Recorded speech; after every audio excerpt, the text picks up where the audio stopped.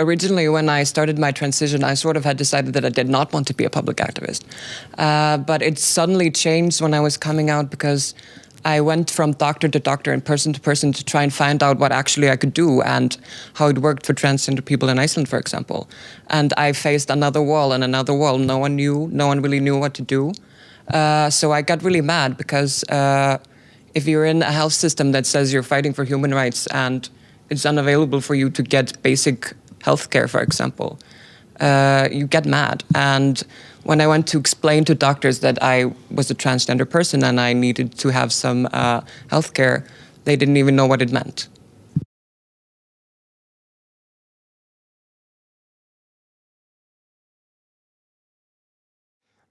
I say that our love must be brought in public, because it's just love, and it must have the same rights of heterosexual love or of bisexual love, and that's the reason for which we bring it in public.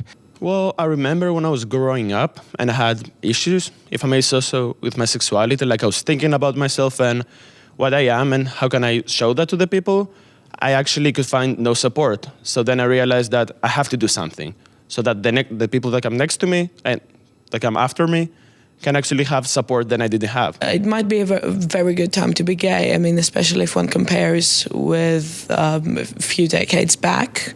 In most countries there's been progress. On the other hand, that does not mean that this is essentially a very good time to be gay, like very objectively, because what we're looking for is not really a set of special rights. It's really not being discriminated against.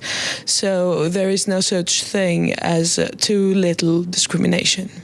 6 countries in the world currently have and do apply death penalty for homosexuality. So it's not still a wonderful period to be gay.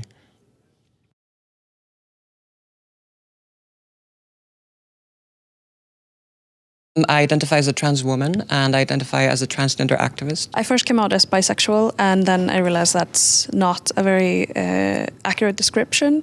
I don't think about gender as something that is just male or female. So pansexual, that is a term that describes gender in a more inclusive way, like that gender is more on a spectrum. So I feel that that term fits me much better. I was president of the school board, and another guy who was he was some way out as gay was some way bashed, and I went to the schoolmaster and said, okay, father, we must do something before it does end with violence. And he replied to me, no, the best way is to don't talk openly about homosexuality, because the problem will be solved by itself. Well, yeah, I get discriminated all the time.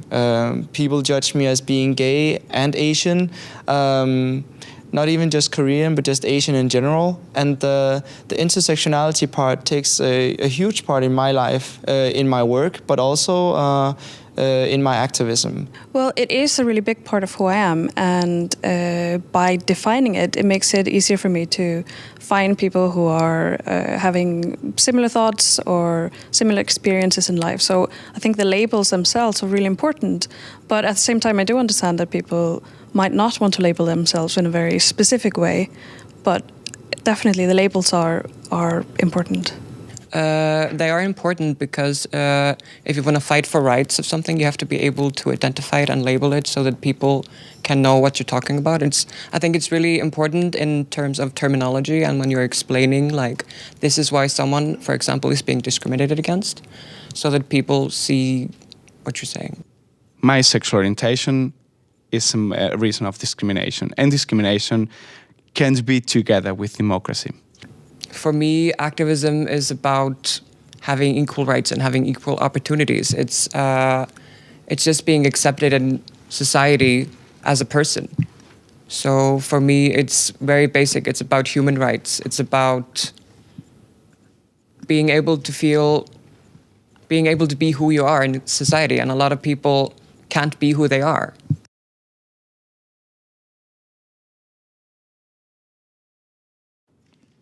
In the school, when I find out that I am gay, it was quite difficult for me, because there was I didn't know what homosexuality means at that time, actually, and nobody spoke about that.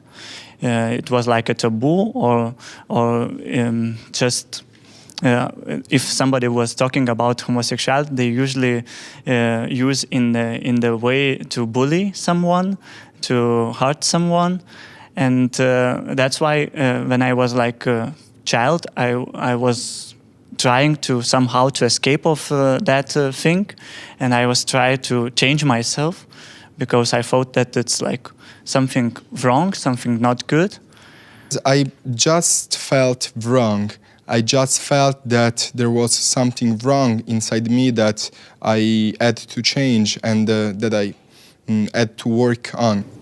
I don't think a lot of people understand it, because not many Koreans do live in Denmark, and especially not a lot of gay Koreans. So for me, I'm a very weird product to a lot of people.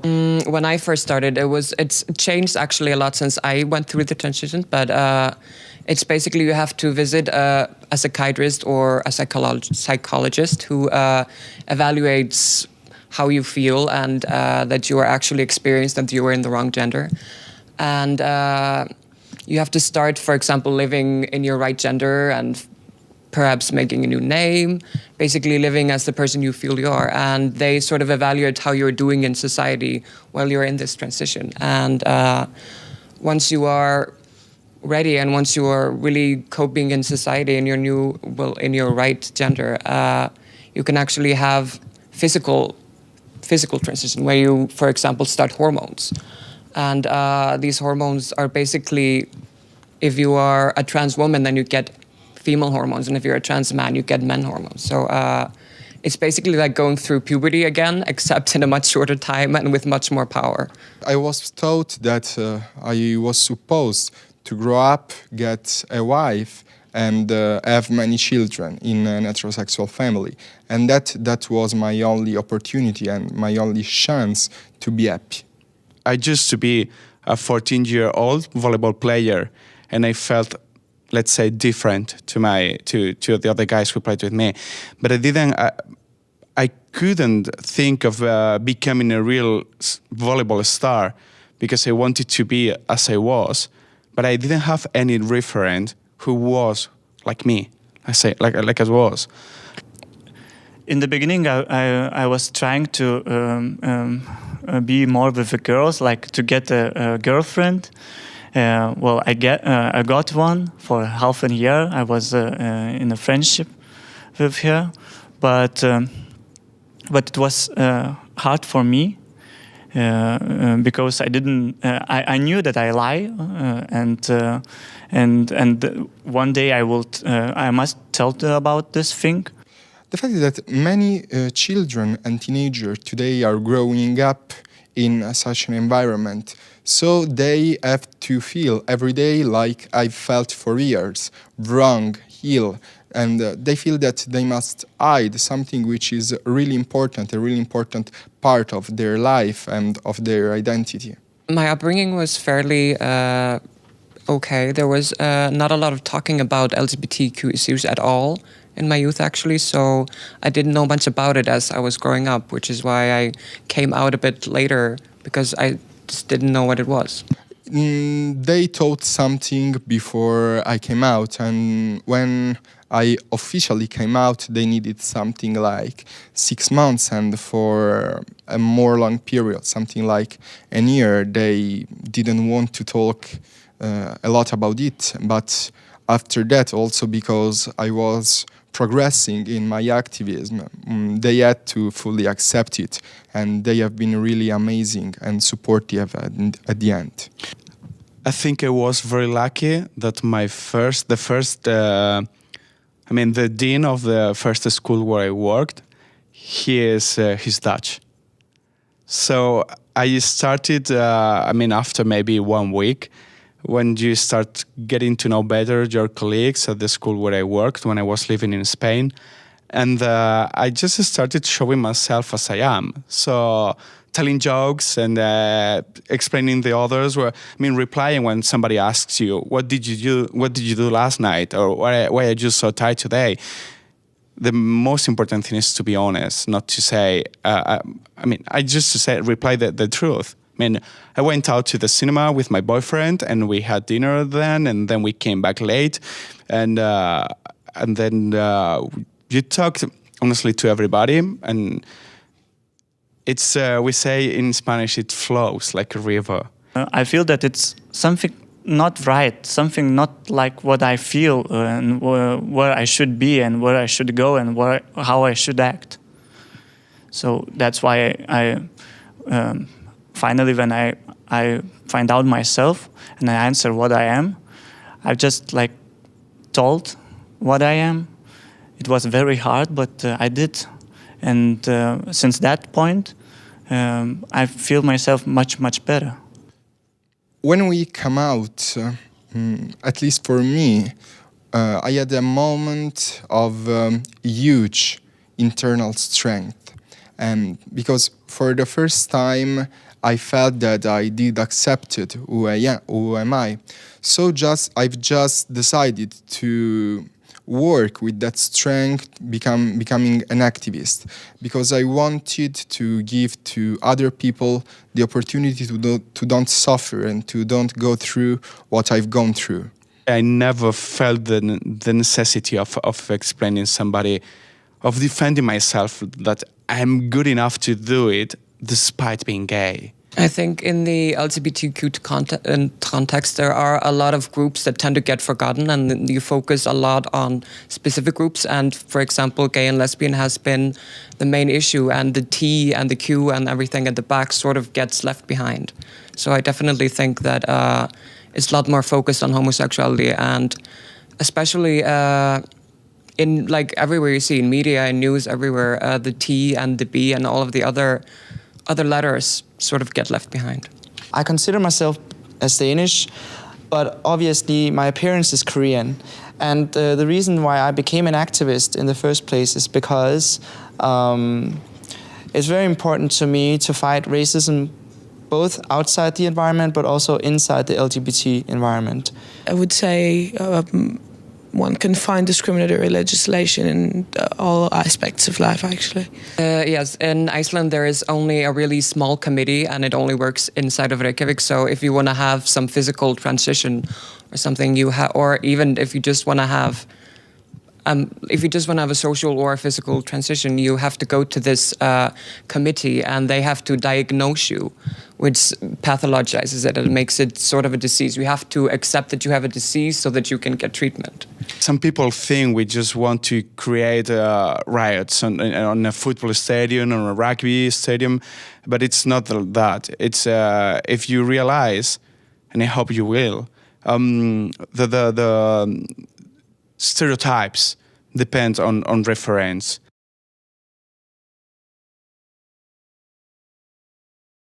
For example, I can be quite open out in public for my sexuality because people still are gonna judge you, and the situation hasn't been really good in the last years in Greece, so I might actually get attacked in the middle of the street just by portraying who I am. There's a lot of hate speech. In Iceland there are no specific hate crime laws or hate speech laws, so people are free to basically discriminate and basically say whatever they want without it having consequence. I can say that this year my association, Archigay, has suffered many attacks to our local chapters.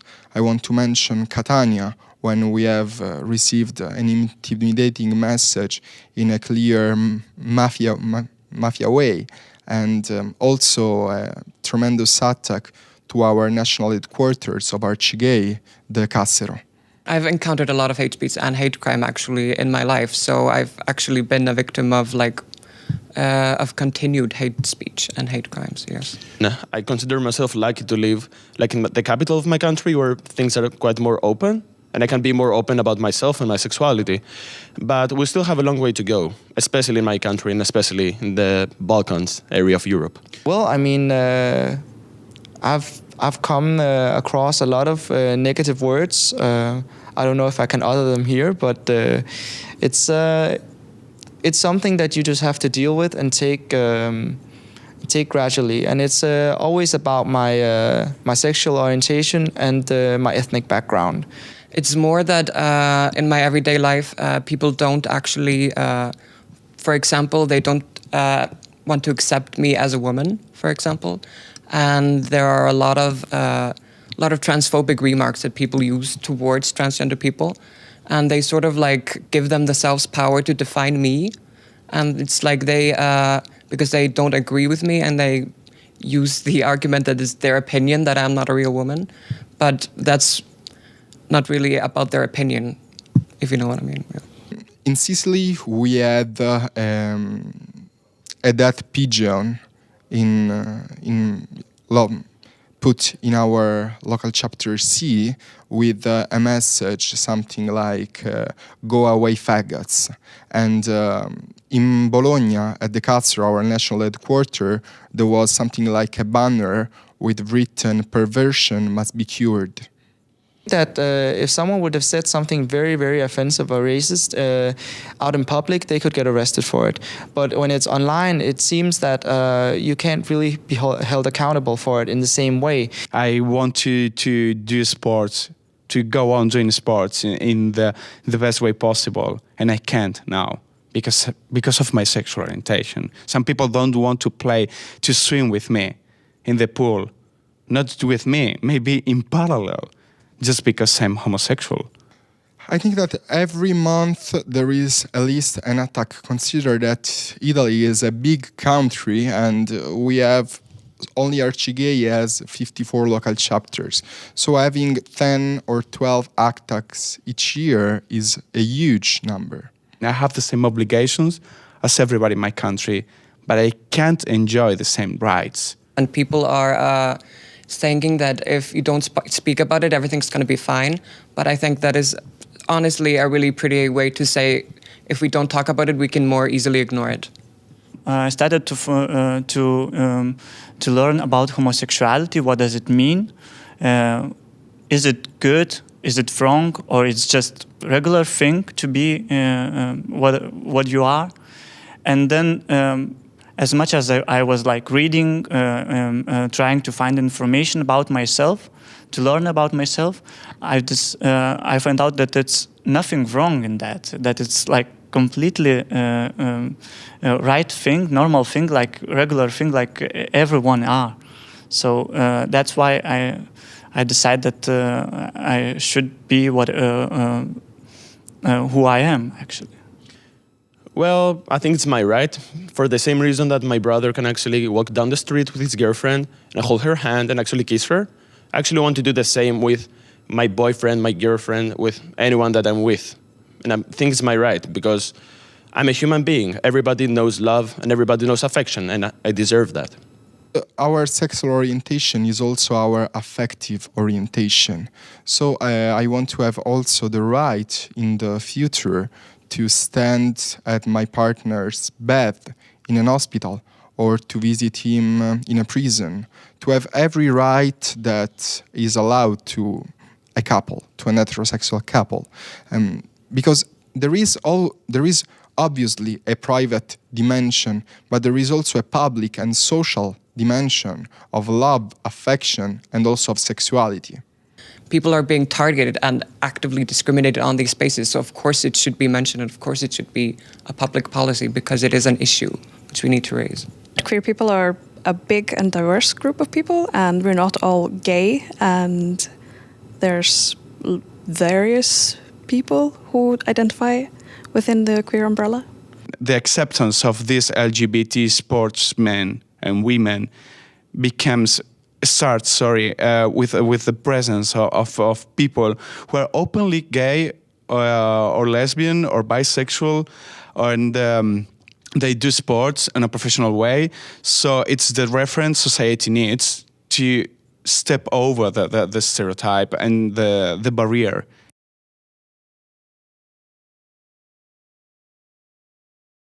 Sometimes you think about that you just want to like calm down and not do anything, but if everybody would think that, we would never get anywhere. So I think maybe it's better to do it instead of waiting for other people to do it for you. Well, I would hope for the LGBTQ people in my country to be a bit more visible and to actually be less afraid to claim their rights. I think by looking at the big picture, I think more and more people are moving around the world. The world is getting smaller, it's easier accessible, and I think that we're going to see that everyone has to live together at one point. And I think just by starting in Denmark with the curriculum and showing that there's another color than just white would be amazing. We advocate and we want to build a more open and acceptant society for everyone. Not only for LGBTQI persons. We advocate in that field because it is something that is related to our personal experience and our personal lives. But we advocate for a general progression of our society. More acceptance. People knowing more about queer issues. And we must think about each other to learn each other. And if we will learn, open our hearts, we can live a better life. In my field, in the field of LGBT sports, I hope in the future LGBT sports clubs won't exist. For me, probably the worst thing would be if everything would go silent, people would stop raising the issue and activism would sort of stop. Because as soon as you stop, it's easier for people to ignore it. I live in a country which discriminates me. I live in Italy, so I still need to fight.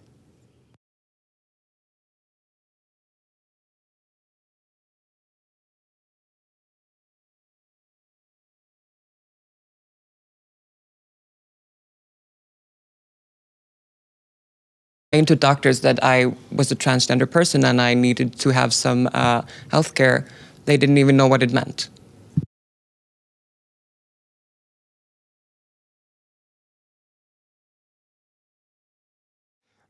I say that our love must be brought in public because it's just love and it must have the same rights of heterosexual love or of bisexual love, and that's the reason for which we bring it in public. Well, I remember when I was growing up and I had issues, if I may say so, with my sexuality, like I was thinking about my... Describes gender in a more inclusive way, like that gender is more on a spectrum. So I feel that term fits me much better.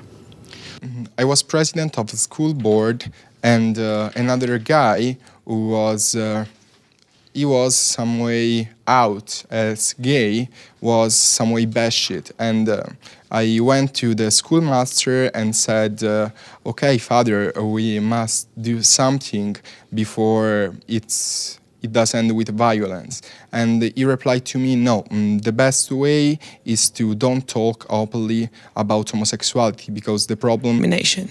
6 countries in the world currently have and do apply death penalty for homosexuality.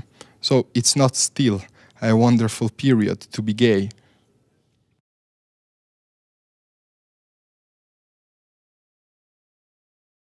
I identify as a trans woman and I identify as a transgender activist. I first came out as bisexual and then I realized that's not a very accurate description. I don't think about gender as something that is just male or female.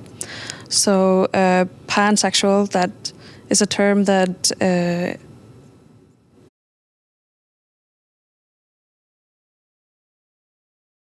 Originally, when I started my transition, I sort of had decided that I did not want to be a public activist. But it suddenly changed when I was coming out because I went from doctor to doctor and person to person to try and find out what actually I could do and how it worked for transgender people in Iceland, for example. And I faced another wall and another wall. No one really knew what to do. So I got really mad because if you're in a health system that says you're fighting for human rights and it's unavailable for you to get basic healthcare, for example, you get mad. And when I went to explain myself and what I am and how can I show that to the people, I actually could find no support. So then I realized that I have to do something so that the people that come next to me, and come after me can actually have support than I didn't have. It might be a very good time to be gay. I mean, especially if one compares with a few decades back. In most countries there's been progress. On the other hand, that does not mean that this is essentially a very good time to be gay, like very objectively, because what we're looking for is not really a set of special rights. It's really not being discriminated against. So there is no such thing as too little discrimination.